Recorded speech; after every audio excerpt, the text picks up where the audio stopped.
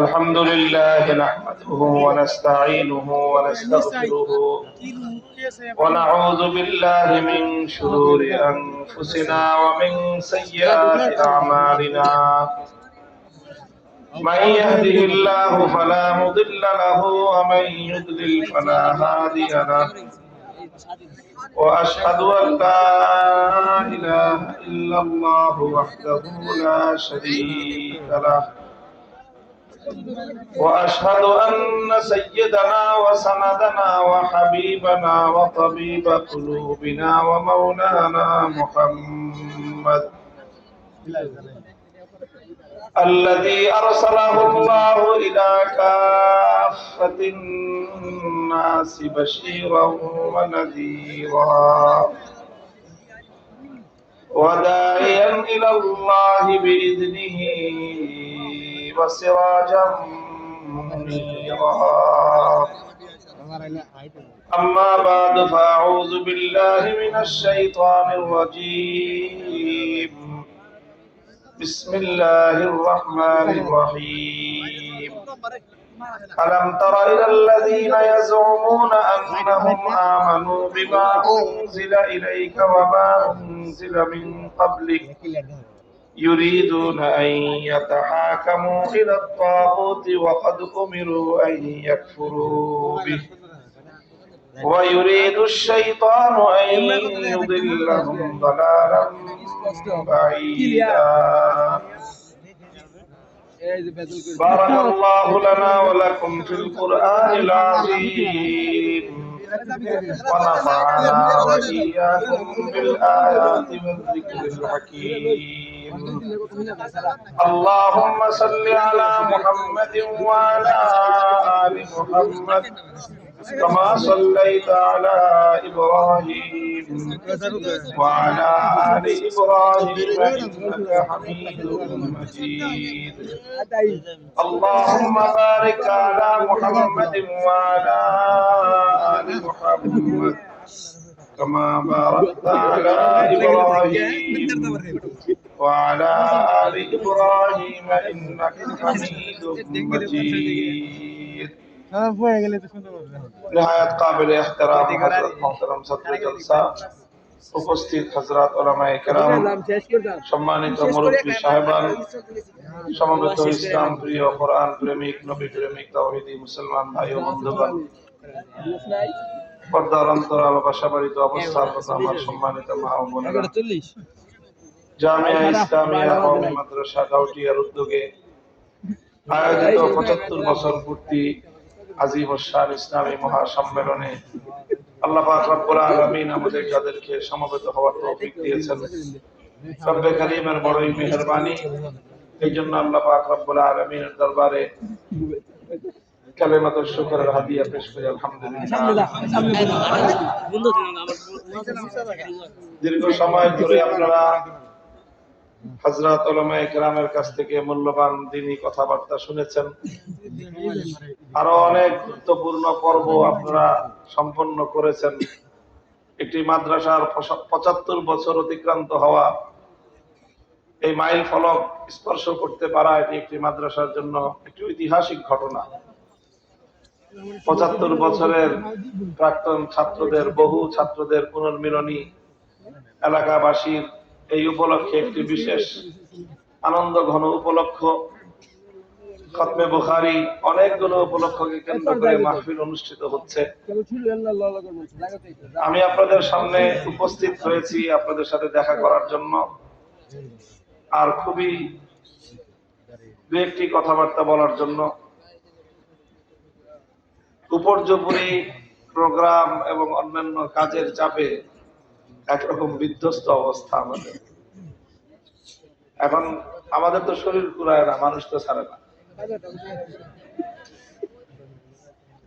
মানুষ ছাড়ে না, শুধু তাই না, মানুষ অনেক অযৌক্তিক আবদার এমন ভাবে করে যে সেই সকল আবদার গুলো রক্ষা করতে গিয়ে আমাদেরকে অনেক মাসুল গুনতে হয়। আল্লাহ পাক রব্বুল আলামিন আমাদের সকলের মেহনতকে কবুল করেন। আমি আপনাদের সম্মুখে কোরআনে পাকের সূরাতুন নিসার 60 নম্বর আয়াতটি তেলাওয়াত করেছি। আমার তেলাওয়াতকৃত আয়াতের মধ্যে আল্লাহ পাক রব্বুল আলামিন এক শ্রেণীর মানুষের ব্যাপারে বড় আশ্চর্য প্রকাশ করেছেন। আল্লাহ বলেছেন যে দেখো, তোমরা কি লক্ষ্য করে দেখো না, কিছু মানুষ এমন আছে ইয়াজউমুনা আন্নাহুম আমানু, তারা দাবি করে যে তারা ঈমানদার, নিজেদেরকে তারা মুমিন মুসলমান বলে পরিচয় দেয়, অথচ ইউরিদুনা আইয়াতাহাকামু ইলা তাগুত, তারা তাগুতের কাছে বিচার চায়, তারা তাগুতের কাছে ফয়সালা চায়, তাগুতের সিদ্ধান্ত জানতে চায়। কোরআনের এই আয়াতের মর্ম, এই আয়াতের উদ্দেশ্য পরিষ্কার যে একজন ব্যক্তি যদি আল্লাহর উপর ঈমানদার হয়ে থাকে, সে কোনোদিনও তাগুতের কাছে বিচার চাইতে পারে না। আর কেউ যদি তাগুতের কাছে বিচার চায়, তাহলে অন্তত আর যাই হোক, হাজি গাজি পাজি যাই হোক, ঈমানদার হতে পারে না। এটা হলো কোরআনে পাকের একেবারে স্পষ্ট বার্তা। এখানে কোনো অস্পষ্টতা, সন্দেহ, সংশয়ের কোনো অবকাশ নেই। আমি আপনাদের এই পুরা মজমার কাছে আমি প্রথমে দুইটা প্রশ্ন করব, আপনারা একটু সুন্দরভাবে সঠিকভাবে জবাব দিবেন। আচ্ছা, এই যে এত হাজার হাজার মুসলমান এখানে একত্রিত হয়েছে, আপনাদের মধ্যে কি কেউ এমন আছেন যে কোনদিন কোন হিন্দুদের মন্দিরে মূর্তির পূজা করার জন্য গেছেন? কেউ আছেন এমন? থাকলে হাত উঠান। মনে রাখেন, এটা একটা তথ্য থাকলো, আলোচনার জন্য সুবিধা হবে। আচ্ছা, আরেকটা প্রশ্ন করি, আপনাদের এখানে এমন কেউ কি আছেন যে কোনো কারণে কোন সমস্যায় পড়ে অথবা কোন একটা সমস্যার সমাধানের জন্য কোন আদালতে, কোন কোর্টে বিচার চাইতে গেছেন? এটা জজ কোর্ট হোক, হাইকোর্ট হোক, কোন কোর্টে বিচার চাইতে গেছেন, এমন কেউ কি আছেন? থাকলে হাত উঠান। জীবনে কোনোদিন বিচার চাইতে গেছেন আদালতে? কি ব্যাপার বাপসাব, কি আপনি কোনোদিন আদালতে যান নাই? হাত উঠান না কেন? ভালো করে হাত উঠান দেখি, হাত উঠান, ভালো করে হাত উঠান। কারা কারা আদালতে গেছেন? কোন না কোনদিন আদালতে গেছেন বিচারের জন্য, বলেন দেখি। হাত উঠায় না মানুষ, বিচার জানে, আদালত জানে, দাদুরা নাকি দাদুর রাখতে হবে তো একটা বিষয়। আমার একটা হিসাব আছে, একটা হিসাব করতে হবে। দেখেন তো এই যে মঞ্চে কত পার্সেন্ট হবে হাত উঠেছে? কয় পার্সেন্ট হবে? হ্যাঁ, একজনের 1/3 33%, আর একজনের 5%। কিরকম কথা বলতেছেন আপনারা? এটাকে আমি তামাশা করতেছি মনে করেন আপনারা? সঠিক কথা বলেন, কত পার্সেন্ট হবে? একজনে বলতেছে 30%, আর একজনে বলে 35%। সব বাদ দেন, 20%। তাহলে আদালতে বিচার চাইতে গেছে কত পার্সেন্ট লোক? 20% লোক। এটা রাখেন, এই কথাটাও রাখেন। এরপরে আলোচনা শুনেন। কোরআনে পাকের যে আয়াতের অনুবাদ আমি আপনাদের কাছে বললাম, অনুবাদ শুনাইলাম। আল্লাহ কি বলতেছেন যে কিছু মানুষ এমন আছে যারা দাবি করে তারা ঈমানদার, অথচ তারা তাগুতের কাছে বিচার চায়। অর্থাৎ কোরআনের এই আয়াতের স্পষ্ট বার্তা হলো যে যে ব্যক্তি ঈমানদার হবে, আল্লাহর উপর যার ঈমান আছে, সে কোনদিন তাগুতের কাছে বিচার চাইতে পারে না। আল্লাহর উপর যার ঈমান আছে, সে কোনদিন তাগুতের ফয়সালা মানতে পারে না।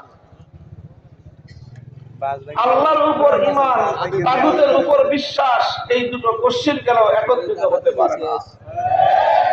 রাত আর দিন যেমন একত্রিত হতে পারে না, আলো আর অন্ধকার যেমন এক জায়গায় জমা হতে পারে না, আসমান আর জমিন যেমন একত্রিত হতে পারে না, আল্লাহর উপর বিশ্বাস এবং তাগুতের উপর আস্থা কোশ্চেন কেন একত্রিত হতে পারে?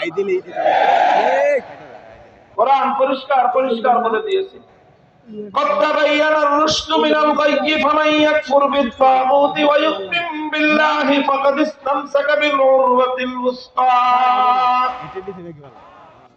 আল্লাহ বলেন যে তাবাইয়ানা রুশদ মিনাল গায়ি, দিবালোকের ন্যায় পরিষ্কার হয়ে গিয়েছে কোনটা সঠিক পথ, কোনটা ভুল পথ, কোনটা হেদায়েত, কোনটা গোমরাহি। এটা পরিষ্কার, দিবালোকের মতো পরিষ্কার। ফামান ইয়াকফুর বিত-তাগুতি ওয়া ইউমিন বিল্লাহ, যে ব্যক্তি তাগুতকে অস্বীকার করবে আর আল্লাহর উপর ঈমান রাখবে, সে ব্যক্তি একমাত্র সঠিক পথের অনুসারী বলে বিবেচিত হবে। অর্থাৎ শুধু আল্লাহর উপর ঈমানদার বলেই বলা হয় না, দুটো কথা বলা হয়েছে। একদিকে আল্লাহর উপর বিশ্বাসী হইতে হবে, আরেকদিকে তাগুতের উপর অবিশ্বাসী হইতে হবে, তারপরে তুমি সঠিক পথের সন্ধান পাবা। আল্লাহ বলেছেন আল্লাযীনা আমানু ইউকাতিলুনা ফী সাবিলিল্লাহ ওয়াল্লাযীনা কাফারু ইউকাতিলুনা ফী সাবিলিত তাগুত। যারা ঈমানদার তারা লড়াই করে আল্লাহর পথে, যারা বেঈমান তারা লড়াই করে তাগুতের পথে। তাহলে সবগুলো আয়াতের মর্ম একটাই, আল্লাহ এবং তাগুত একজনের সাথে, এক পক্ষের সাথে আরেক পক্ষের সম্পূর্ণরূপে কন্ট্রাডিকশন, পরিপূর্ণরূপে সংঘাত। আপোষের কোনো সুযোগ নাই, আপোষের কোনো সুযোগ নাই। আল্লাহ এবং তাগুত পরস্পর প্রতিদ্বন্দ্বী। তাগুত হলো আল্লাহর প্রতিদ্বন্দ্বী। যেরকম কোন একটা পদে যদি দুইজন প্রতিদ্বন্দ্বী নির্বাচনে দাঁড়ায়, তো একজন যেরকম আরেকজনের প্রতিপক্ষ থাকে, ঠিক ওরকম তাগুত হলো আল্লাহর প্রতিপক্ষ। এখন আপনারা অনেকে বলতে পারেন যে তাগুত জিনিসটা কি, বুঝলাম কথা ঠিক কিনা? হ্যাঁ, তাগুত বোঝানোর জন্যই তো শুরু করছি। কথার মূল আলোচনার পয়েন্টই তো আমার এটা, যে তাগুত কি জিনিস সেটা বোঝাবো আমি আপনাদেরকে। আলহামদুলিল্লাহ, কোরআনে পাকের অনেকগুলো আয়াত, আমি 3টা আয়াত তেলাওয়াত করলাম 3টা সূরা থেকে। এরকম আরো অনেকগুলো আয়াতের মধ্যে আল্লাহ পাক রব্বুল আলামিন তাগুত এই প্রসঙ্গটা আলোচনা করেছেন। শব্দটাও আমাদের সকলের জানা থাকা দরকার। কি বলতেছি বলেন তো, শব্দটা কি? তাগুত। এই শব্দ জানতে হবে, এগুলো থেকে বাঁচতে হবে। মা হুয়া তাগুত, তাগুত কি জিনিস, তাগুত অর্থ কি? কাদিমান ওয়া হাদিসান, সর্বযুগের মুফাসসিরিনগণ তাগুত শব্দের পরিচয় দিয়েছেন, সংজ্ঞা দিয়েছেন, ডেফিনিশন করেছেন তারা। এই সব আলোচনা যদি একত্রিত করা হয়, তাহলে সার সংক্ষেপ, যেটা মূল কথা, যদি আমার ভাষায় আমি বলি, তাহলে তাগুত হলো যদি কোনো গায়রুল্লাহকে আল্লাহর স্থানে বসানো হয়, সেই গায়রুল্লাহকে বলা হয় তাগুত। গায়রুল্লাহ বুঝেন? গায়রুল্লাহ মানে কি? এত মানুষ, ছোট্ট একটা প্রশ্ন করলাম, উত্তর দিলেন কয়েকজন। গায়রুল্লাহ মানে কি? গায়রুল্লাহ মানে হলো আল্লাহ ছাড়া। গায়রুল্লাহ মানে কি? এক হলেন আল্লাহ একদিকে, আর আল্লাহ ছাড়া যা আছে বাকি সব কি? আসমান কি, জমিন কি, ইনসান কি, মানুষ, জিন, ফেরেশতা সব কি? নবী, ওলি, আউলিয়া, গাউস, কুতুব যা আছে সব কি? রাজা, বাদশা, প্রধানমন্ত্রী, উজির, নাজির সব কি? এক হলেন আল্লাহ। আল্লাহ ছাড়া যা আছে মহাবিশ্বের মধ্যে সব হলো গায়রুল্লাহ। যে কোনো গায়রুল্লাহকে যদি তুমি আল্লাহর স্থানে বসাও, যে কোনো গায়রুল্লাহকে যদি আল্লাহর আসনে বসানো হয়, সেই গায়রুল্লাহকেই বলা হয় তাগুত। সেই গায়রুল্লাহকে বলা হয় তাগুত। যেরকম দৃষ্টান্ত দেই, ইবাদতের মালিক একমাত্র কে? মহাবিশ্বের মধ্যে ইবাদতের উপযুক্ত একমাত্র লা ইলাহা ইল্লাল্লাহ, নেই কোন মাবুদ এক আল্লাহ ছাড়া। তাহলে মাহবুদ একমাত্র কে? আল্লাহ। তাহলে ইবাদত একমাত্র কার? আল্লাহ। এখন কেউ যদি আল্লাহকে বাদ দিয়ে অন্য কোন গায়রুল্লাহর পূজা করে, ইবাদত করে, তাহলে সেই গায়রুল্লাহটাকে বলা হবে তাগুত। যেরকম সে যুগে মানুষ আল্লাহকে বাদ দিয়ে লাত, মানাত, উজ্জা, হুবালের ইবাদত করত, পূজা করত, সেই যুগে লাত, মানাত, উজ্জা, হুবাল এগুলা ছিল তাগুত। আজকের যুগে মানুষ লাত, মানাত, উজ্জা, হুবালের পূজা করে না। আজকের যুগের মানুষ দুর্গা, সরস্বতী, কালী ইত্যাদি দেবতার পূজা করে। সুতরাং আল্লাহকে বাদ দিয়ে মানুষ যখন দুর্গার পূজা করলো, দুর্গাকে বলা হয় তাগুত। আল্লাহকে বাদ দিয়ে মানুষ যখন সরস্বতী, কালী দেবতার পূজা করলো, এই সকল মূর্তিগুলোকে বলা হয় তাগুত। তো তাগুত হলো যে আল্লাহর আসনে যাকে বসানো হবে, যেটা আল্লাহর জন্য নির্ধারিত, সেই জায়গায় যদি অন্য কাউকে শরীক করা হয়, অংশীদার করা হয়, সেটাকেই বলা হয় তাগুত। বুঝতে পারলেন? তাহলে ইবাদত একমাত্র কার? আল্লাহর ইবাদতের মধ্যে অন্য যাকে যে শরীক করবে সেই হলো তাগুত। এটাকে বলা হয় তাওহীদ। কি বলা হয়? তাওহীদ মানে হলো একত্ববাদ। একত্ববাদ এবং তাওহীদ এটা হলো ঈমানের সবচেয়ে গুরুত্বপূর্ণ কথা। তাওহীদ হলো ঈমানের শেকড়, তাওহীদ হলো ঈমানের জড়, তাওহীদ হলো ঈমানের মূল। ইবাদতের মালিক একমাত্র কে?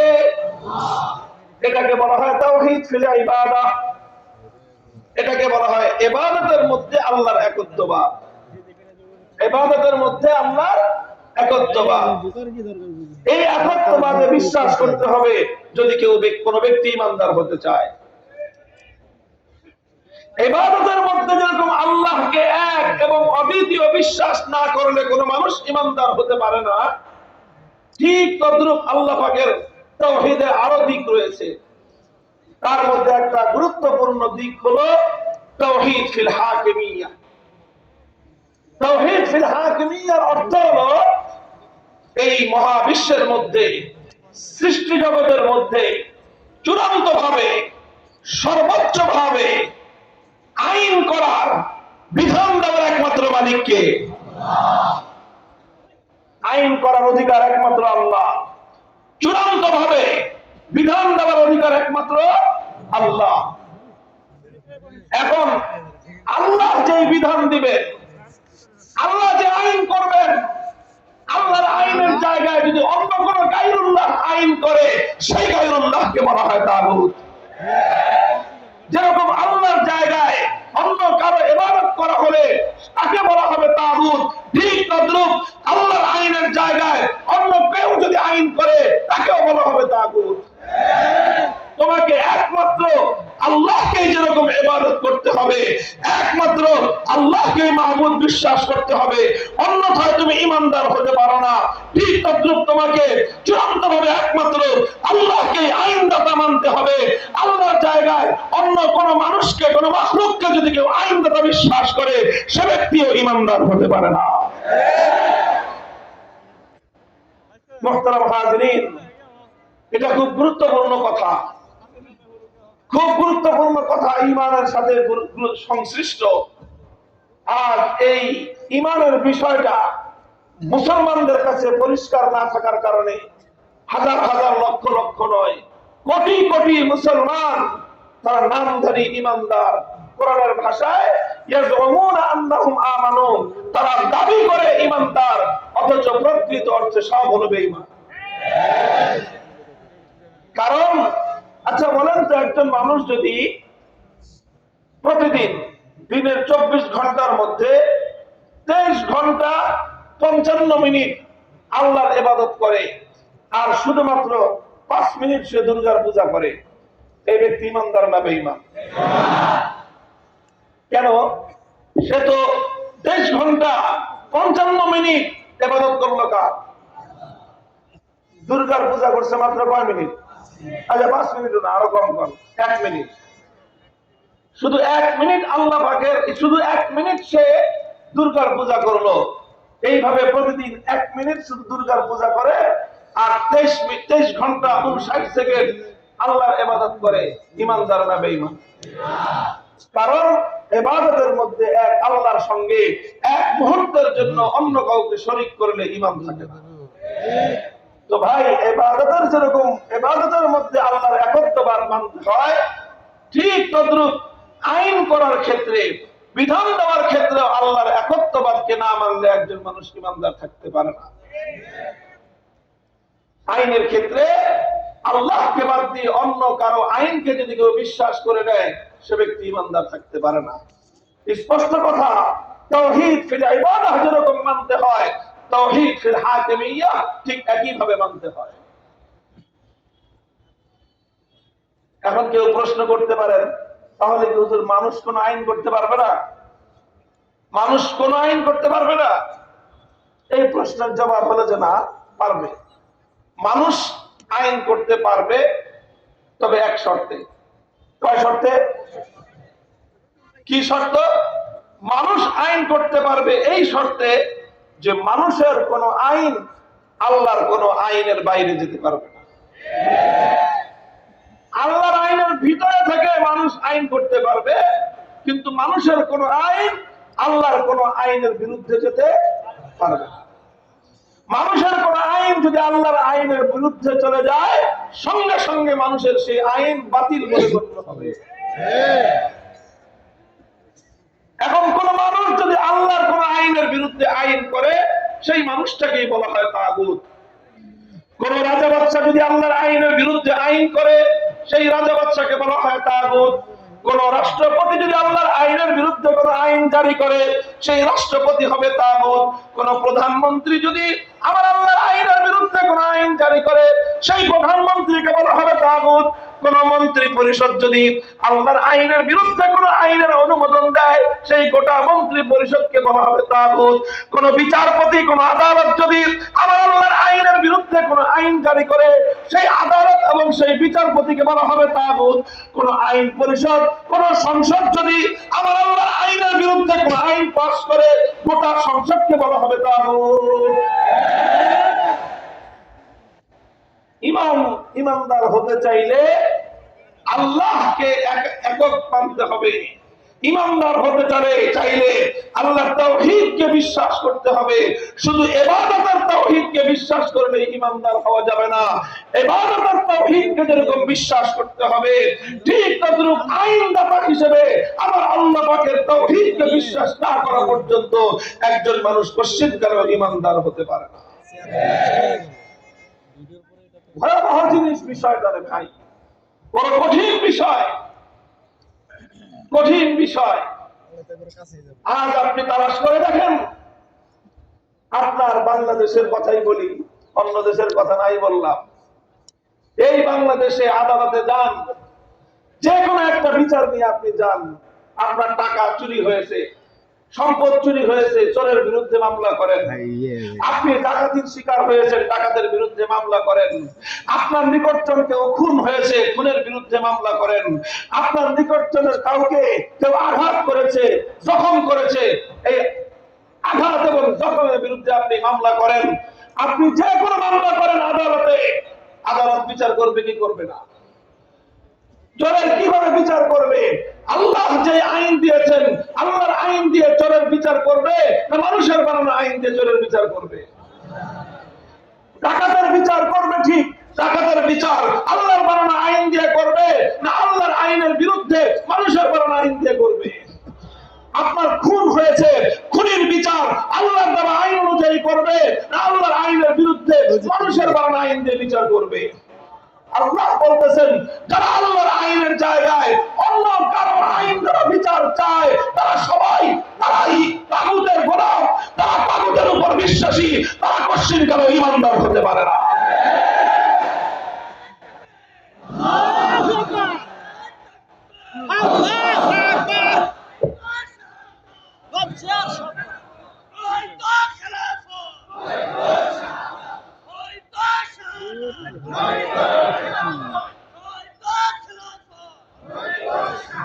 মুহতারাম হাজিরিন, বিষয়টা বড় জটিল একটা জায়গা।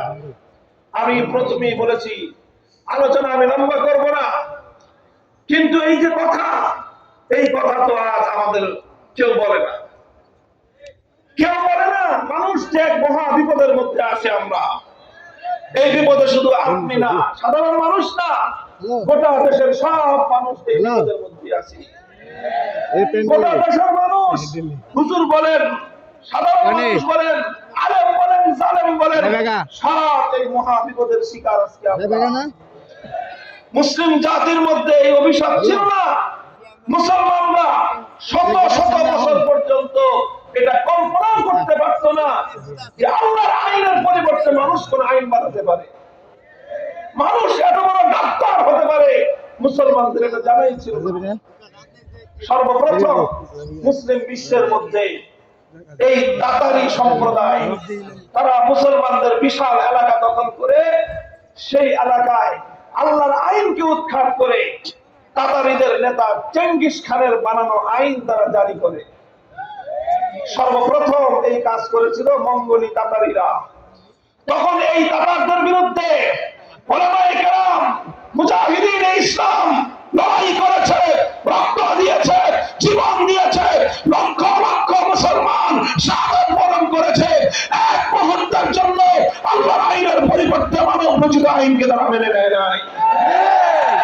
শাইখুল ইসলাম ইবনে তাইমিয়া রাহমাতুল্লাহি আলাইহি ৬ বার কারারুদ্ধ হয়েছেন। জীবনের দীর্ঘ সময় তিনি কারাগারে কাটিয়ে দিয়েছেন। জীবনের সুখ আর আনন্দগুলোকে কোরবানি করে দিয়েছেন। কোন গায়রুল্লাহর আইনের সামনে মাথা নোয়ার নাই। এভাবে লড়াই করে, যুদ্ধ করে, সংগ্রাম করে আবার তাতারিদেরকে পরাস্ত করে আবার ইসলামের শাসন দ্বারা ফিরিয়ে এনেছেন। তাতারিরা কিছু ধ্বংস হয়েছে, কিছু মুসলমান হয়ে গিয়েছে, তওবা করে ভালো হয়ে গিয়েছে। আবার সেই মুসলমানদের যুগে, মুসলমানদের সময়ে আল্লাহর আইন ফিরে এসেছে। এইভাবে আবার খেলাফতে ওসমানিয়া চলেছে। শত শত বছর পর্যন্ত উম্মতে মুসলিমার মধ্যে আইন ছিল কার? সমাজে আইন চলত কার? সালতানাতে ওসমানিয়া আইন চলত কার? এই গোটা ভারতবর্ষে সালতানাতে মুগলিয়া আইন চলত কার? খেলাফতে বনু উমাইয়া আইন চলত কার? খেলাফতে বনু আব্বাসিয়া আইন চলত কার? সারা মুসলিম বিশ্বে আইন চলত কার? কারণ মুসলমানরা এই কথা কল্পনাই করতে পারত না যে আল্লাহর আইনের জায়গায় কোন মানুষের আইন চলতে পারে। কিন্তু এরপরে আসলো 18 শতাব্দী। 18 শতাব্দীতে এসে এই পশ্চিমা বিশ্ব তারা মুসলমানদের উপর আগ্রাসন পরিচালনা করলো। আমাদের এই ভারত উপমহাদেশ দখল করে নিল ব্রিটিশ সাম্রাজ্যবাদী শক্তি, ফ্রান্স, ইটালি সাম্রাজ্যবাদী শক্তি মুসলমানদের আফ্রিকা, এশিয়ার, মধ্য এশিয়ার বিশাল অঞ্চল দখল করে নিল। আর এই দখল করে তারা ক্ষান্ত হলো না। তারা সবচেয়ে জঘন্য যে কাজটা করলো সেটা হলো মুসলিম জাতির উপর থেকে তারা আল্লাহর আইন সরিয়ে দিয়ে তাদের বানানো আইন চাপিয়ে দিল।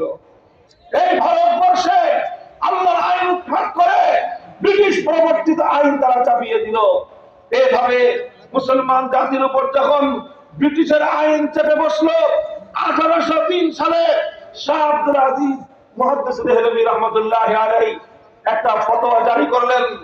সেই ফতোয়ার সার কথা ছিল এই ভারতবর্ষে, এই ইন্ডিয়া, পাকিস্তান, বাংলাদেশ, গোটা একটা দেশ, একটা অঞ্চল ভারতবর্ষ বলা হতো। এই ভারতবর্ষে মুসলমানের সংখ্যা যতই থাকুক, মুসলমানরা যত নির্বিঘ্নে নামাজ, রোজা, হজ, যাকাত পালন করতে পারুক, মুসলমানদের জন্য ব্রিটিশরা নিরাপদের পবিত্র মক্কা মদিনায় গিয়ে হজ পালন করবার ব্যবস্থা করেছিল। যা কিছু করুক, মুসলমান সংখ্যায় যতই থাকুক, কিন্তু আইন যেহেতু আল্লাহর নয়, আইন ছিল ব্রিটিশের। এই জন্য তিনি ফতোয়া জারি করলেন, যে দেশে আল্লাহর আইন চলে সেই দেশটাকে বলা হয় ইসলামী দেশ, দারুল ইসলাম। আর যে দেশে আল্লাহর আইনের পরিবর্তে মানব রচিত কোন আইন থাকে, সেই দেশে মুসলমান যত সংখ্যায় থাকুক, মুসলমান মেজরিটি, মাইনরিটি যাই থাকুক না কেন, আইন যদি হয় গায়রুল্লাহ, সে দেশকে দারুল ইসলাম বলা হয় না, সেই দেশকে বলা হয় শত্রু কবলিত দারুল হরব। আর ওই দারুল হরবকে আবার মানুষের আইন উৎখাত করে, গায়রুল্লাহর আইন উৎখাত করে আল্লাহর আইন ফিরিয়ে আনার জন্য জিহাদ করা প্রত্যেক মুসলমানের জন্য ফরজে আইন।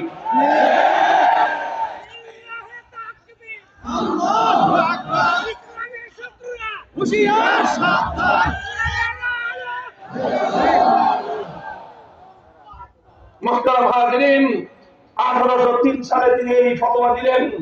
আর এই ফতোয়ার আলোকে উলামায়ে কেরাম ডাক দিলেন। 1831 সালে বালাকোটের রণাঙ্গনে জিহাদ হলো। সৈয়দ আহমদ রহমতুল্লাহি আলাইহি আল্লাহর জমিনে দারুল ইসলাম কায়েম করার জন্য শাহাদাত বরণ করলেন। 1857 সালে শামিলের রণাঙ্গনে জিহাদ হলো। হাজী আমদাদুল্লাহ মুহাজিরে মক্কি রহমতুল্লাহি আলাইহি জিহাদের ডাক দিলেন। হাফেজ জামান রহমতুল্লাহি আলাইহি শহীদ হলেন।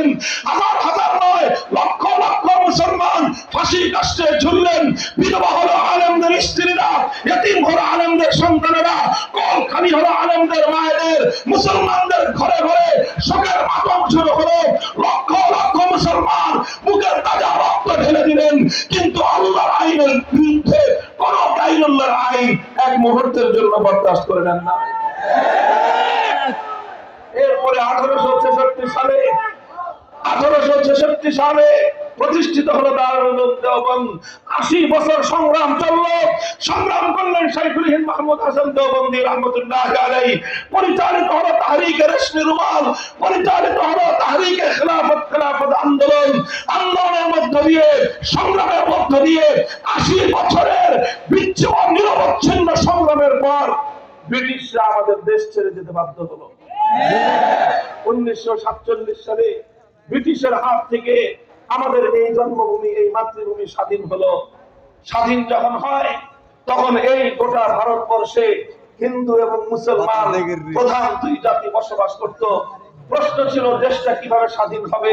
হিন্দুরা বলল যে গোটা দেশ একসাথে থাকুক, অনেক বড় দেশ হবে, আমরা অনেক শক্তিশালী হব। আর হিন্দুরা যেহেতু সংখ্যায় বেশি ছিল, মুসলমানরা সংখ্যা হিন্দুদের চেয়ে কম। গোটা ভারত মিলালে, ভারত পাকিস্তান বাংলাদেশ মেলালে সংখ্যায় হিন্দুরা মেজরিটি, মুসলমানরা মাইনরিটি। এই জন্য হিন্দুরা চিন্তা করলো সংখ্যা দেশ বেশি হবে, দেশ আমাদের হাতে থাকবে। কাজেই তারা চাইলো একটা দেশ। মুসলমানরা চিন্তা করলো, অধিকাংশ মুসলমানরা চিন্তা করলো এত বড় দেশ দিয়ে আমরা কি করব। এত বড় দেশের দরকার আমার নাই। আমরা ছোট্ট দেশ চাই, হোক সেটা ছোট্ট দেশ, হোক সেটা দুর্বল দেশ, মানচিত্রের দিক থেকে ছোট হতে পারে, কিন্তু আমরা এমন একটা দেশ চাই যে দেশের আইন হবে আল্লাহর আইন, যে দেশের সংবিধান হবে আল কোরআন। এটার জন্য মুসলমানদেরকে অনেক ত্যাগ স্বীকার করতে হয়েছে, অনেক রক্ত দিতে হয়েছে, অনেক জীবন দিতে হয়েছে। লক্ষ লক্ষ মুসলমানকে বাগদাদের ভিটামাটি ছাড়তে হয়েছে। কোটিপতি মুসলমানেরা রাতারাতি সব ছেড়ে দিয়ে হিজরত করে, সফর করে মুসলমানদের এলাকায় চলে এসে পথের ভিখারিতে পরিণত হয়েছে। আসতে গিয়ে কেউ আপনজনকে হারিয়েছে, কেউ সন্তান হারিয়েছে, কেউ ভাই হারিয়েছে, কেউ বোন হারিয়েছে, কেউ স্বামী হারিয়েছে, কেউ স্ত্রী হারিয়েছে। মুসলমানদের রক্তের উপর দিয়ে স্বাধীন হয়েছিল একটা দেশ। উদ্দেশ্য ছিল সে দেশে আল্লাহর আইন, কোরআনের রাজ কায়েম হবে। এর জন্য মুসলমানরা অনেক মূল্য দিয়েছে। গোটা ভারতের মুসলমানদেরকে মূল্য দিতে হয়েছে।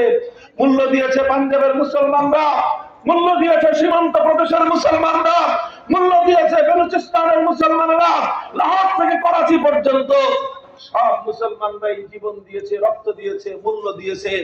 তবে আশ্চর্যের বিষয়, গৌরবের বিষয় আমাদের জন্য, গোটা ভারতবর্ষে ইসলামী হুকুমত কায়েমের জন্য, আল কোরআনের শাসন ব্যবস্থা কায়েম করার জন্য যেই জাতি সবচেয়ে বেশি ত্যাগ কোরবানি স্বীকার করেছে, সেই জাতি হলো বাংলাদেশের মুসলমান। আজ থেকে প্রায় 80 বছর আগের কথা বলতেছি। সেই সময় আমার এই বাংলাদেশের মুসলমানরা সবচেয়ে বেশি ত্যাগ আর কোরবানি স্বীকার করেছে। বাড়ির কাছের কলকাতাকে লাথি মেরেছে। বাংলাদেশের চতুর্পাশে ঘেরা এই হিন্দুয়ানি ভারত, এই ভারতকে তারা তালাক দিয়েছে। দিল্লিকে 14 তালাক দিয়ে দিল্লির সঙ্গে, ভারতের সঙ্গে সম্পর্ক ছিন্ন করে সেই 2000 মাইল দূরের খান পাঠানদের সঙ্গে হাতে হাত মিলিয়েছে। উদ্দেশ্য আর কিছুই ছিল না, স্বপ্ন ছিল একটাই, হৃদয় আকাঙ্ক্ষা ছিল একটাই, আরজু আর তামান্না ছিল একটাই, আইন চলবে কার? সংবিধান হবে আল কোরআন, কোরআনের রাজ কায়েম হবে। শুধু একটা স্বপ্ন নিয়ে তারা সেই পশ্চিম পাকিস্তানিদের সঙ্গে একসঙ্গে একটা দেশ গঠন করেছিল। মুহতারাম হাজিরিন, ইতিহাস বলতেছি সেখানে পাকিস্তানের প্রতি আলাদা কোনো প্রীতি ছিল না, খান পাঠানদের প্রতি আমাদের আলাদা কোনো দুর্বলতা ছিল না। আমাদের পূর্বপুরুষদের, আমাদের বাপ দাদাদের একটাই প্রেম ছিল, একটাই ভালোবাসা ছিল, হৃদয়ে একটাই আকাঙ্ক্ষা ছিল যে আমরা ছোট দেশ পেতে পারি, ছোট মানচিত্র পেতে পারি, আমরা গরিব থাকতে পারি, 3 বেলা না খেয়ে হয়তো 1 বেলা খেতে হবে, প্রয়োজনে আমরা পেটে পাথর বাঁধবো, কিন্তু আমরা এমন একটা দেশ চাই দেশে আইন চলবে কার।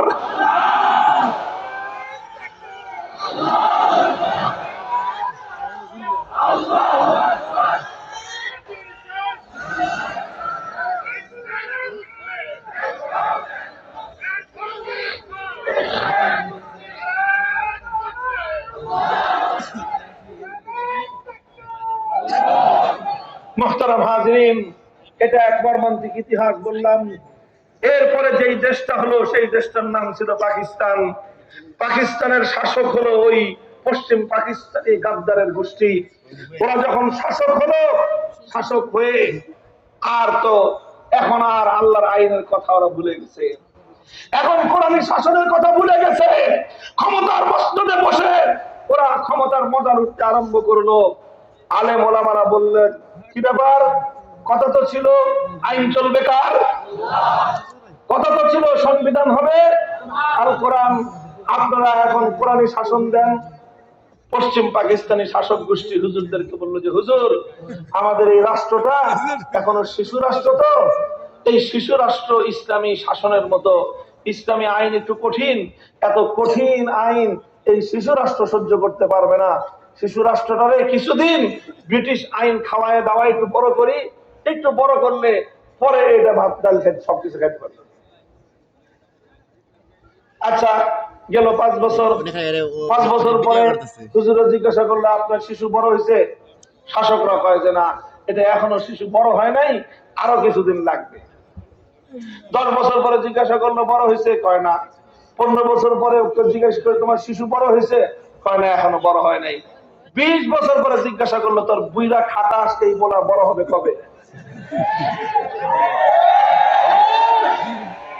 20 বছর হয়ে গেছে, এখনো তোর এই বুইরা খাটাস কোনো বড় হয় না। আমার আব্বাজান শাইখুল হাদিস আল্লামা আজিজুল হক রহমাতুল্লাহ আলাইহি বড় কষ্ট নিয়ে, হৃদয় রক্তক্ষরণ নিয়ে, আফসোস করে এই কৌতুকটা তিনি করতেন আর বলতেন, 24 বছর হয়ে গেল পাকিস্তানের, এখনো বলে শিশু। তো 24 বছরেও যেই পোলা সাবালক হয় না, এই পোলা 90 বছরে আর সাবালক হবে। বলেন, 24 বছরে কেউ যদি কয় যে আমার পোলাটা এখনো শিশু, কি করবেন আপনি? আরে ভাই, 24 বছরে কেউ শিশু থাকে? 24 বছরের সন্তান তো পাগলা যুবক হবে আবু সাঈদের মতো। জালিমের বিরুদ্ধে, মজলুমের জন্য জালিমের বুলেটের আঘাতের সামনে বুক পেতে দিবে। 24 বছরের যুবক তো সমস্ত জুলুমকে উৎখাত করার জন্য লড়াই করবে। 24 বছরের যুবক তো অন্যায়ের উৎখাতের জন্য যুদ্ধ করবে। এই তো হলো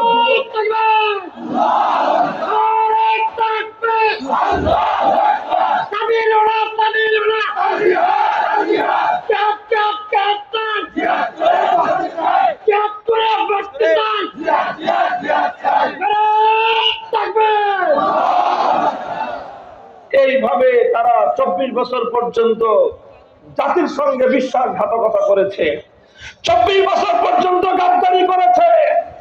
আলেম ওলামাদের কাছে তারা বলেছিল, যদি ইসলামী রাষ্ট্র হয় কিভাবে দেশ চলবে, আপনারা শাসনতন্ত্র সংবিধান তৈরি করে দেন। সমস্ত ওলামায়ে কেরাম ঐক্যবদ্ধ হয়ে, সমস্ত মাযহাবের ওলামায়ে কেরাম ঐক্যবদ্ধ হয়ে, দেওবন্দের ওলামায়ে কেরাম, বেরলভী ওলামায়ে কেরাম, আহলে হাদিস ওলামায়ে কেরাম, লামাযহাবী ওলামায়ে কেরাম, সমস্ত ভেদাভেদ ভুলে গিয়ে সমস্ত আলেমরা ঐক্যবদ্ধ হয়ে কিভাবে একটা দেশ আল কোরআন অনুযায়ী একবিংশ শতাব্দীতে চলতে পারে তার সুন্দর রূপরেখা তৈরি করে তারা রাষ্ট্রের সামনে উপহার দিয়েছিলেন।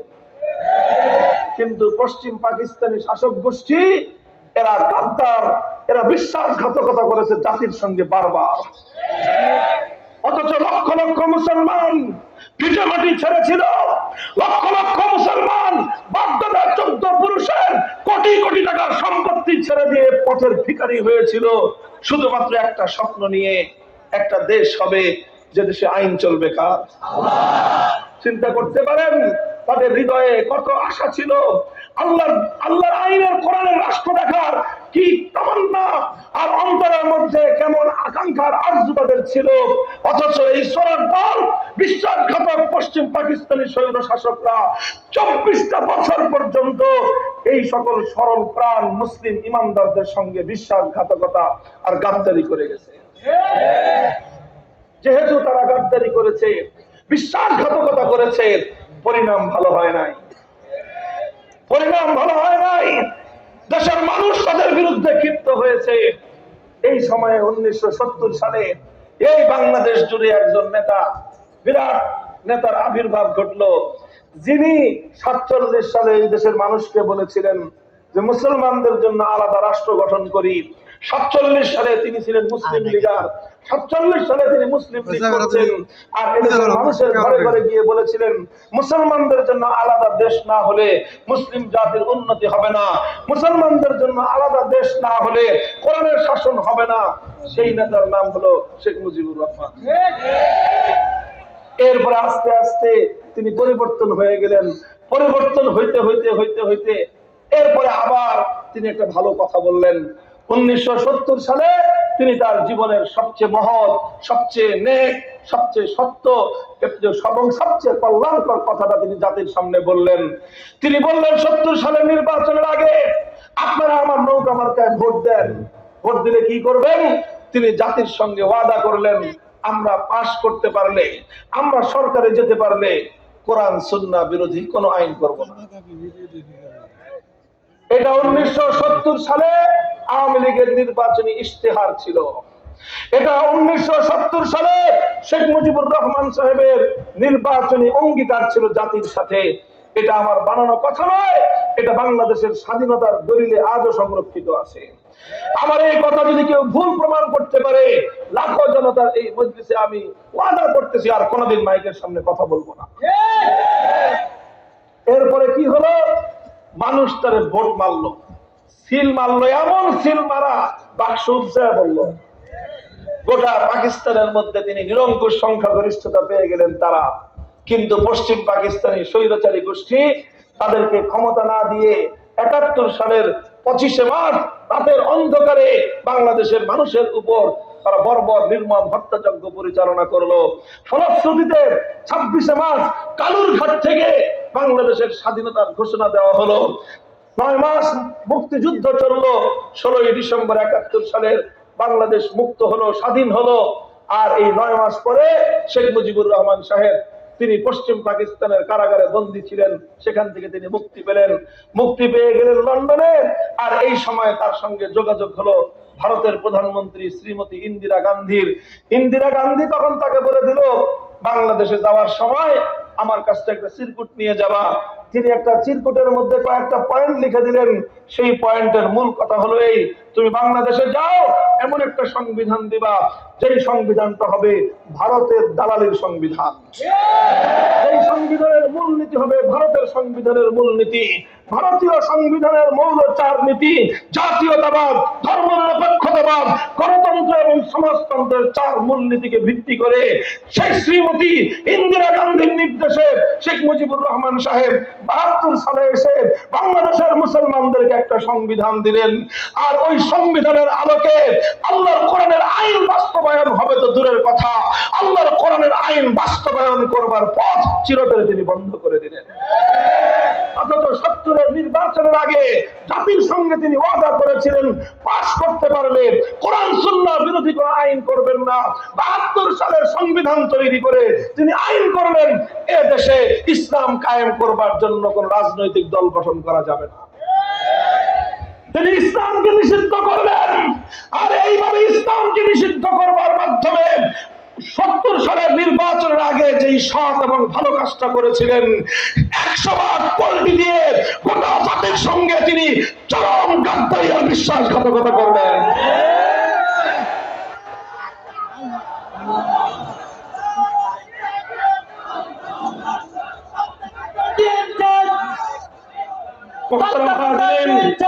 কোন ব্যক্তির বিরুদ্ধে সমালোচনা করা আমার উদ্দেশ্য নয়, শুধুমাত্র ইতিহাসটুকু বলে যাওয়া আমার উদ্দেশ্য। যে যেটা ভালো করেছেন ভালোটার প্রশংসা করি, খারাপ যেটার জন্য গোটা জাতিকে খেসারত দিতে হয়েছে সেটার সমালোচনা করা আমার ইমানি দায়িত্ব। সেই সংবিধানের কারণে আজ স্বাধীনতার 50 বছর পর পর্যন্ত বাংলাদেশের কোন মুসলমান পাক্কা ঈমান নিয়ে এদেশে বসবাস করবার সুযোগ নাই। বলবেন কেমনে সুযোগ নাই? এই যে আপনাদেরকে প্রথমে আমি প্রশ্ন করেছিলাম, ওই প্রশ্ন দুটো এবার জমা দেন আবার আমার কাছে। ওই প্রশ্ন দুটো মনে আছে? আমি জিজ্ঞাসা করেছিলাম আপনাদের এই হাজার হাজার মানুষের মজমায় কেউ কি আছেন এমন যে মন্দিরে গিয়ে দুর্গার পূজা করেন? একটা মানুষ পাওয়া গেছে? একটা মানুষ পাওয়া যায় নাই। পরবর্তী দ্বিতীয় প্রশ্ন করেছিলাম, এমন কেউ কি আছেন যে যারা প্রচলিত আদালতে গিয়ে বিচার চান? আপনাদের হিসাব মতে কমপক্ষে 20% মানুষ পাওয়া গেছে যারা আদালতে গিয়েছে বিচার চাইতে। কথা বলেন? আরে ভাইয়া, যেতে হয়েছে, আমারও যেতে হয়েছে, আপনাদেরও যেতে হয়, থাকলে তো সবাই যেতে হয়। কথা বলেন ঠিক না বেঠিক? আপনাকে কেউ হামলা করেছে, আপনি সেই জুলুম থেকে বাঁচতে চান, আদালতে না গিয়ে উপায় নাই। আপনার সম্পদ কেউ চুরি করে নিয়েছে, আদালতে না গিয়ে উপায় নাই। ডাকাত হামলা করেছে, আদালতে না গিয়ে উপায় নাই। আপনার আপনজন হত্যাকাণ্ডের শিকার হয়েছে, আদালতে না গিয়ে উপায় নাই। কেউ ধর্ষণের শিকার হয়েছে, নির্যাতিত হয়েছে, রেপিস্টের দ্বারা তার ইজ্জত লুণ্ঠিত হয়েছে, আদালতে না গিয়ে উপায় নাই। কাউকে আহত ক্ষতবিক্ষত করা হয়েছে, আদালতে না গিয়ে উপায় নাই। এবার বলেন, আদালতে যে যাই আমরা গেলাম, সেখানে আল্লাহর আইন অনুযায়ী বিচার হয়? কোরআনের আইন অনুযায়ী বিচার হয়? অথচ এই সকল অপরাধ বন্ধ করার জন্য আল্লাহ কোরআনের মধ্যে আইন দিয়েছেন কি দেন নাই? চিন্তা করবো, আল্লাহ আইন দেন কি দেন নাই? তাহলে আল্লাহর আইন বাদ দিয়ে মানুষের বানানো আইন যারা দিল, কোরআন বলতেছে তারা হলো সব তাগুত। আর যারা আল্লাহর জায়গায় তাগুতকে বিশ্বাস করে, আল্লাহর পরিবর্তে যারা তাগুতের অনুসরণ করে, তারা হলো মুশরিক। সেই হিসাবে যারা যারা আল্লাহর আইনের পরিবর্তে গায়রুল্লাহর আইন অনুযায়ী বিচার চাইতে গেল, তাদের বিষয়টা বড় জটিল। এখন বলবেন, হুজুর আমরা তো বাধ্য হয়ে গেছি। আমি কই, এই তো শুধু বাধ্য হয়ে গেছেন বলে তো ইমানটুকু আছে। বাধ্য হয়ে গেছেন বলে কি আছে? আর বাধ্য না হয়ে যদি যাইতেন, ইমানটুকুও যাইত। স্পষ্ট ফতোয়া হলো এই, শুনেন ফতোয়া, স্পষ্ট ফতোয়া হলো এই, কোন ব্যক্তি যদি একান্ত বাধ্য না হয়ে আল্লাহর কোরআন বিরোধী কোন আইনের কাছে যদি কেউ বিচার চাইতে যায়, বাধ্য না হয়ে যদি কেউ বিচার চাইতে যায়, তার ঈমান থাকবে না। আর কেউ যদি বাধ্য হয়ে যায়, ঈমানটা থাকবে, তবে ঈমানের অনেক 12টা বেজে যাবে। ঈমান থাকবে কিন্তু ঈমানের ক্ষতি হয়ে যাবে। আজ বাংলাদেশের এই ব্যবস্থার কারণে, রাষ্ট্রীয় এই ব্যবস্থার কারণে, কোরআন বিরোধী এই কুফরি সংবিধানের কারণে আমরা 18 কোটি মুসলমান আমরা ঈমানের খতরা নিয়ে আছি। এইভাবে এই দেশে থাকার কারণে পরিপূর্ণ ঈমান নিয়ে বাস করার সুযোগ নাই, কারো পক্ষেই সুযোগ নাই। শুধু সাধারণ মানুষের জন্য না, আলেম ওলামাদের জন্য কঠিন। এই যে বর্তমান অন্তর্বর্তীকালীন সরকারের মধ্যে একজন বড় আলেম আছেন, জানেন? অনেক বড় আলেম তিনি। তিনি একজন মুহাদ্দিস, সময়ের অন্যতম শ্রেষ্ঠ মুহাদ্দিস। বাংলাদেশের প্রাচীনতম মাদ্রাসা যিনি মাদ্রাসার, তিনি শাইখুল হাদিস আল্লামা ডক্টর আবু খালিদ হোসেন সাহেব। এত বড় আলেম তিনি, আমাদের ওস্তাদ। অথচ তিনিও যখন মন্ত্রী পরিষদের শপথ নিয়েছেন, তাকে প্রচলিত কুফরি আইন অনুযায়ী তাকেও মরা মানুষের বেদির উপর ফুল দিতে হয়েছে। মরা মানুষের জন্য নির্মিত বেদিতে ফুল দেওয়া স্পষ্ট হারাম। কিন্তু এই হারাম কাজটা তাকেও করতে হয়েছে কেন? কারণ তিনি এই রাষ্ট্রের সংবিধানের আওতায় আছেন, না করে উপায় নাই।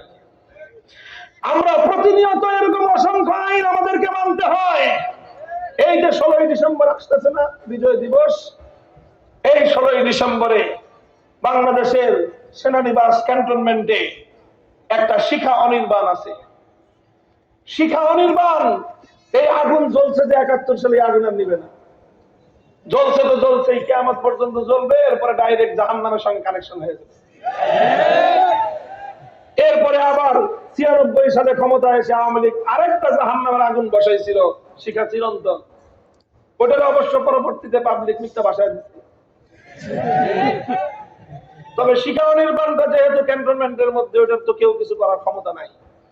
এই শিখাও নির্মাণের সামনে, এই আগুনের সামনে প্রত্যেকটা রাষ্ট্রীয় অনুষ্ঠানের সময় সেখানে গিয়ে মুসলমান সেনা সৈনিকরা, মুসলমান বড় বড় আর্মি অফিসারদেরকে স্যালুট দিতে হয়।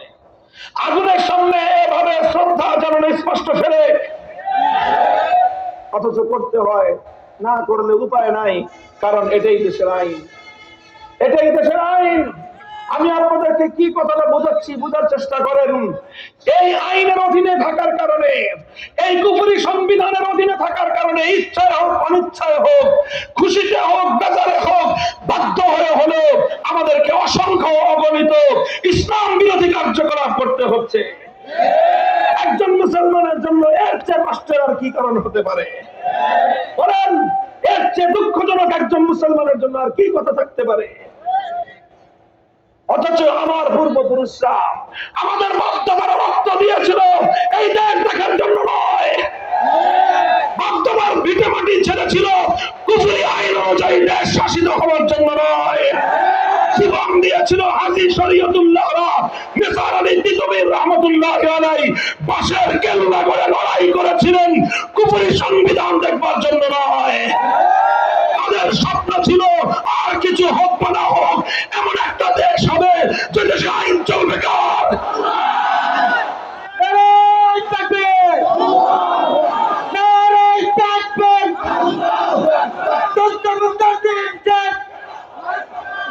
এই সমাজে বাঁচতে হবে।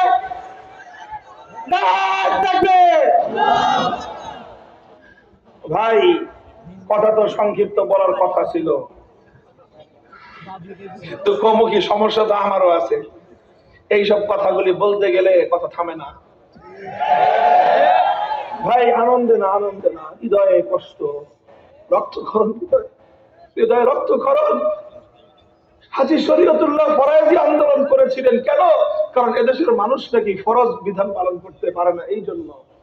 আর সেই দেশে আজ এমন আইন, এই আইন অনুযায়ী কোন একটা মানুষ ইমানদার পরিপূর্ণ ইমান নিয়ে দেশে বসবাস করবার সুযোগ নাই।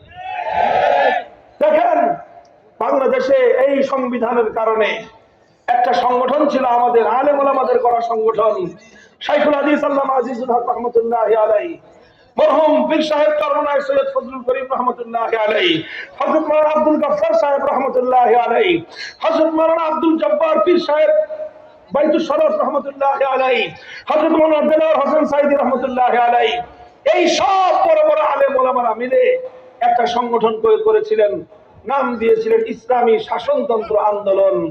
অর্থাৎ এই দেশের শাসনতন্ত্র হবে ইসলাম। যখন 2006 সালে 1/11 পরে নির্বাচন কমিশন আইন করলো, এদেশে রাজনীতি করতে হলে নির্বাচন কমিশন থেকে নিবন্ধন নিতে হবে। ইসলামী শাসনতন্ত্র আন্দোলনের তৎকালীন নেতৃবৃন্দ তারা নিবন্ধনের জন্য আবেদন করলেন। নির্বাচন কমিশন বলে দিল, ইসলামী শাসনতন্ত্রের জন্য নির্বাচন কমিশন নিবন্ধন দিবে না। কেন দিবে না? এই দেশটা হলো কুফরি শাসনতন্ত্র মতো চলে, সুতরাং এদেশের কুফরি সংবিধানের আলোকে আপনি ইসলামী শাসনতন্ত্র নাম নিয়ে অনুমোদন পাবেন না। শেষ পর্যন্ত তাদেরকে এই শাসনতন্ত্র শব্দ বাদ দিতে হয়েছে। মুসলমান কোন দেশে থাকো, এই দেশ, এই দেশের সরকার, এই দেশের রাষ্ট্র, এদেশের আইন, এদেশের সংবিধান তোমাকে বলে তুমি আব্রাহাম লিঙ্কনের শাসনতন্ত্র বাস্তবায়নের জন্য রাজনীতি করতে পারবা, কার্ল মার্কস, মাও সেতুং, লেনিনদের আদর্শ বাস্তবায়ন করার জন্য রাজনীতি করতে পারবা, ইসলামী শাসনতন্ত্র প্রতিষ্ঠার জন্য রাজনীতি তুমি করতে পারবা না। কচু গাছে গিয়ে গলায় দড়ি দেন। এরপরে বাংলাদেশ জামাতে ইসলামী আরেকটা দল, নাম শুনেছেন ভাই? তাদের সাথে ওলামায়ে কেরামের অনেক মত পার্থক্য আছে, সেটা ভিন্ন কথা। 71 সালে তাদের ভূমিকা নিয়ে কারো কারো প্রশ্ন আছে, সেটা আরেক কথা। কিন্তু এই বাংলাদেশ জামাতে ইসলামীকে হাইকোর্ট, সর্বোচ্চ আদালত বাংলাদেশ জামাতে ইসলামের নিবন্ধন বাতিলের নির্দেশ দিয়েছিল। কেন? কেন? মুক্তিযুদ্ধের কারণে? আলেম ওলামাদের সঙ্গে বিরোধ, মত পার্থক্য আছে এই কারণে? একটা কারণে, সেই কারণ হলো জামাতে ইসলামের সংবিধানে আল্লাহর সার্বভৌমত্বের কথা বলা হয়েছে। অর্থাৎ তারা সংবিধানে একটা কথা আছে যে আইন চলবে একমাত্র কার? এই কথাটা কেন বললো? এই কথা বলার কারণে বাংলাদেশের সংবিধান এটাকে অ্যাকসেপ্ট করে। অর্থাৎ বাংলাদেশের সংবিধান অ্যাকসেপ্ট করে কুফরি আইন চলবে, আল্লাহর আইন চলবে, এই কথা বললে এদেশের নির্বাচন কমিশন, এদেশের সংবিধানের আলোকে আদালত আপনাকে রাজনীতি করবার অধিকার দিবে না। এই হলো আমার দেশ, আর এই হলো আমার দেশের অবস্থা। বলবেন হুজুর এখন করতে কি চান? করতে আর কি চাই? ঈমান নিয়ে থাকতে চান? ঈমান নিয়ে বাঁচতে চান? অর্ধেক ঈমান না পূর্ণ ঈমান? এখন আমরা যে অবস্থায় আছি, পূর্ণ ঈমান নিয়ে দেশে থাকার কোনো সুযোগ নাই। এই যে সংসদ সদস্য নির্বাচন হয়, আমাদের আলেম ওলামারাও সংসদ সদস্য হয়েছে। মুফতি আমিন রহমতুল্লাহ আলাইহি, মুফতি আক্কাস রহমতুল্লাহ আলাইহি, মুফতি শহীদুল ইসলাম সাহেব রহমতুল্লাহ আলাইহি, এর আগে ওবায়দুল হক সাহেব রহমতুল্লাহ আলাইহি, আরো শাহিদুল পাশা সাহেব, তিনি এখনো হায়াতে আছেন। এই সমস্ত লোকেরা এমপি হয়েছিলেন, কিন্তু এমপি হয়ে তাদের যে শপথ নিতে হয়, সেই শপথটা আল্লাহর কোরআনের আইনের সঙ্গে মানানসই না। করতে হয়, কারণ এই দেশে থাকতে হলে এটা করা ছাড়া কোনো উপায় নাই। মুহতারাম হাজিরিন, কাজে আমরা আজ একটা কথা বলতে চাই, কারণ এই কথা বলবার এখন উপযুক্ত সময় তৈরি হয়েছে। 5ই আগস্ট দেশের ধর্মপ্রাণ মুসলমানরা রক্ত দিয়ে বিপ্লব করেছে। 5ই আগস্টের বিপ্লবের বৈশিষ্ট্য যদি কেউ দেখতে চাও, তাহলে দুপুরে 1 ঘন্টা সময় গোটা বাংলাদেশ তাকায় দেখো। প্রতিবাদী স্বৈরাচারী শেখ হাসিনা যখন পালায়ে গেল, এই সংবাদ পাওয়ার 1 ঘন্টা বাংলাদেশের চিত্র যদি কেউ তাকায় দেখো, তুমি একটা দৃশ্য দেখবা। টেকনাফ থেকে তেতুলিয়া গোটা বাংলাদেশের মুসলিম জাতীয় স্থাপনায় যত মূর্তি ছিল, সব মূর্তি ভেঙে গুড়িয়ে দেওয়া হয়েছে।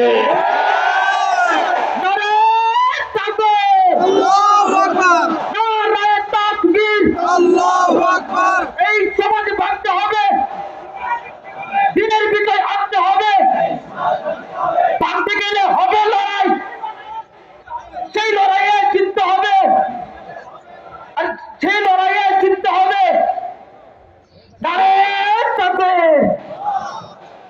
মুহতারাম হাজিরিন, কথা আমার শেষ। আখেরি পয়গাম আমি আপনাদের কাছে বলতে চাই, আজ আমাদেরকে মাথা তুলে দাঁড়াতে হবে, বুক টান করে কথা বলতে হবে। বলবেন হুজুর বুক টান করলে তো বুলেটের আঘাত আসে, সে আঘাত সইতে হবে। কিছু মানুষ রক্ত দিতে হবে। আবু সাঈদকে যদি জীবন না দিত, জালিমের হাত থেকে বাংলাদেশ স্বাধীন হতো না। কিছু মানুষকে রক্ত দিতে হয়, কিছু মানুষকে জীবন দিতে হয়। আজ আমি আর তুমি যদি আল্লাহর দিনের জন্য জীবন দেই, পরবর্তীতে আমাদের সন্তানরা দিনের ঈমান নিয়ে দেশে মাথা উঁচু করে বাঁচতে পারবে। আর আজ আমরা যদি মৃত্যুকে ভয় পাই, আমাদের সন্তানদেরকে দেশে গোলামের জিন্দগি যাপন করতে হবে। সিদ্ধান্ত নাও, that is your own right, এটা তোমার স্বাধীনতা, তুমি সিদ্ধান্ত নাও। তোমার পরবর্তী প্রজন্ম এদেশে গোলাম হয়ে থাকবে না স্বাধীন হয়ে থাকবে? এদেশে ব্রিটিশের আইন অনুযায়ী চলবে না আল্লাহর আইন মোতাবেক চলবে? আজ তোমাকে সিদ্ধান্ত নিতে হবে। এই জন্য আজ আমরা একটা দাবি তুলি। বাংলাদেশের এখন অন্যতম একটা গুরুত্বপূর্ণ ইস্যু হলো সংবিধান সংস্কার। গোটা দেশের সবকিছু পরিবর্তন চলছে, এই সময়ে সংবিধান সংস্কার চলছে। আমরা একটা দাবি জানাই, এই দাবির জন্য গোটা দেশের মুসলমানদেরকে আমরা জাগিয়ে তুলি, সোচ্চার করি। সেই দাবি হলো এখনই পূর্ণাঙ্গ কোরআনী সংবিধান প্রতিষ্ঠার দাবি আমরা তোমাদের কাছে জানাই না, কারণ জানি তোমাদের দৌড় কত দূর পর্যন্ত। এই জন্য ছোট্ট দাবি, অন্তত একটা সংস্কার এই সংবিধানে করতে হবে। সেই সংস্কারটা হলো এমন একটা ধারা সংবিধানের কোথাও সংযুক্ত করতে হবে, যেই ধারার মাধ্যমে এই দেশে ইসলামী শরিয়া বিরোধী কোরআন সুন্নাহ বিরোধী কোন আইন, কোন বিধান, কোন নীতিমালা বাংলাদেশে চলতে পারবে না।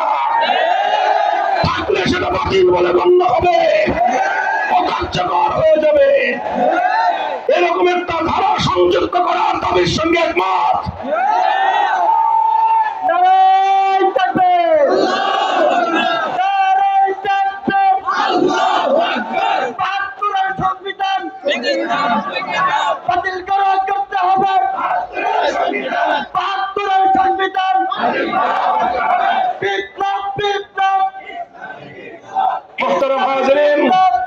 প্রশ্ন করতে পারেন যে হুজুর যদি না শুনে কথা তাহলে কি করবেন? শুনে রাখেন, এখন আমরা ভালোই ভালোই বলতেছি এবং ভালোই ভালোই শুনে নিলে ভালো হবে। আর যদি না শুনেন, তাকায় দেখেন বাশার আল আসাদ অনেক চেষ্টা করেছে, পারে নাই থাকতে। তার বাপ হাফিজ আল আসাদের পরে প্রায় 55 বছর ধরে এই অত্যাচার এবং জুলুমের শাসনকে ভেঙ্গে সেখানে আল্লাহর দ্বীন বিজয়ী হওয়ার পথে পৃথিবীর দিকে দিকে মুসলমানরা জেগে উঠছে। ওই তাকায় দেখেন হামাসকে দাবায় রাখা সম্ভব হবে না। এভাবে মুসলমানরা জেগে উঠছে, বাংলার তামাম ছেলেরাও জেগে উঠবে। শুধু মাদ্রাসার ছাত্ররা নয়, আলহামদুলিল্লাহ এখন বাংলাদেশের তরুণ প্রজন্ম, যুব সমাজ, প্রত্যেকটা বিশ্ববিদ্যালয়ের ছাত্ররা তাওহীদের পথে তারা চেতনায় জাগ্রত হয়ে উঠতে আরম্ভ করেছে। এরপরে আমরা একটা ডাক দিব, সে ডাক শুধু ফ্যাসিবাদের বিরুদ্ধে নয়, সে ডাকটা হবে ইসলামী বিপ্লবের। সে ডাক যখন দেওয়া হবে, সেই ডাকে বিপ্লব হবে আল কোরআনের রাষ্ট্র করার বিপ্লব, বিপ্লব হবে ইসলামী কায়েম করার বিপ্লব, বিপ্লব হবে আল্লাহর জমিনে আল্লাহর দ্বীন এবং খেলাফত কায়েম করার বিপ্লব।